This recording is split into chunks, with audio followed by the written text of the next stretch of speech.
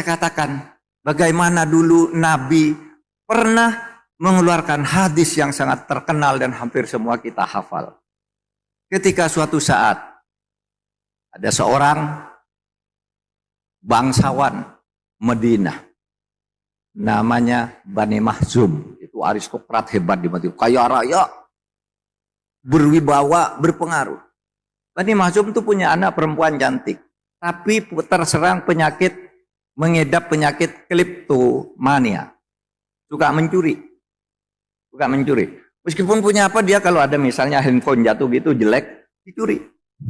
Ada apa di situ, pulpennya orang dicuri, karena penyakit aja, bukan butuh. Ada orang punya penyakit gitu, sehingga suatu saat ketangkap mencuri, lalu Bani Mahzum tuh datang kepada Nabi melalui putra angkat Nabi, namanya Yazid.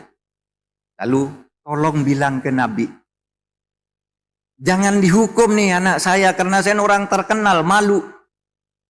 Apapun yang dia curi saya ganti, berapapun minta gantinya, asal jangan dihukum. Karena kalau anak saya yang kaya raya seperti ini, aristokrat pula, bangsawan terkenal secara umum, kalau anak saya dihukum, saya malu. Oleh sebab itu, tolong jangan dihukum, saya akan ganti berapapun dan bayar berapapun, asal mau.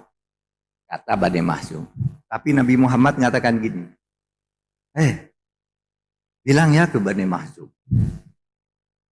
hancurnya bangsa-bangsa besar di masa lalu itu, karena ada orang kayak Bani Mahzum ini.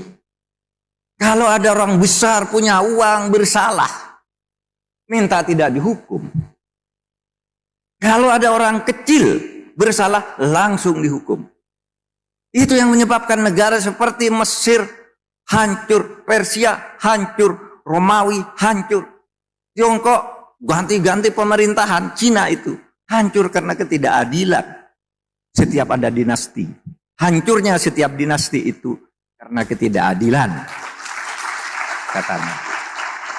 Sehingga Nabi lalu berkata, hadis yang kita hafal semua, fa ayyamallah lau anna Fatimah binti Muhammad saraqat faqata'tu yadaha. Demi Allah, agar negara tidak hancur, seumpama anakku Fatimah saja mencuri, saya potong juga tangannya. Agar negara tidak hancur seperti diramalkan di tahun 2030. Itu hancur. Ini yang harus kita jaga, saudara. Ini yang harus kita jaga.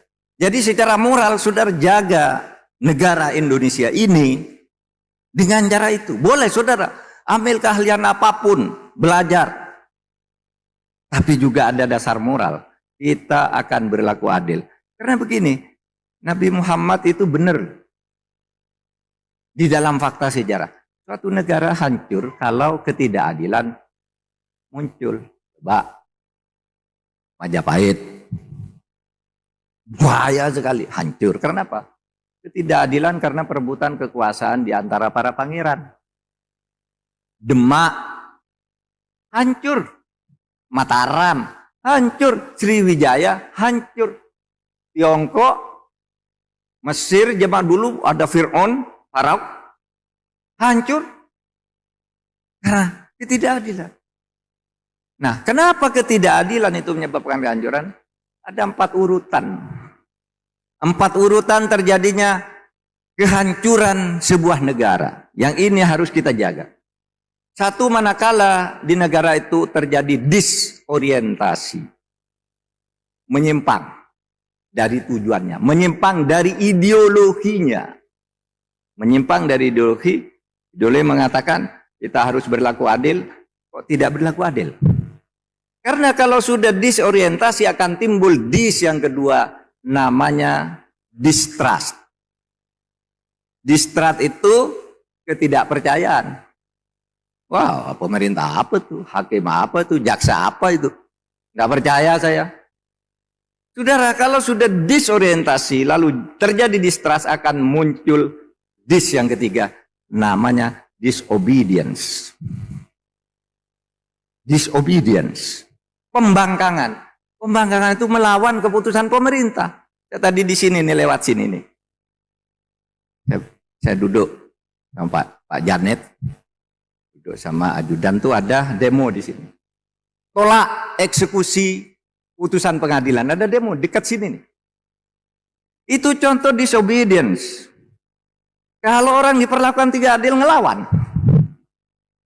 Tidak jelas putusnya. Rempang. Kasus rempang. Itu disobedience. Karena proses-proses yang tidak adil. Nah saudara, kalau disobedience ini dibiarkan terus, tidak saudara perbaiki, akan terjadi disintegrasi sehingga bisa saja 2030 Indonesia itu sudah tidak ada. Sebab itu ini tugas saudara.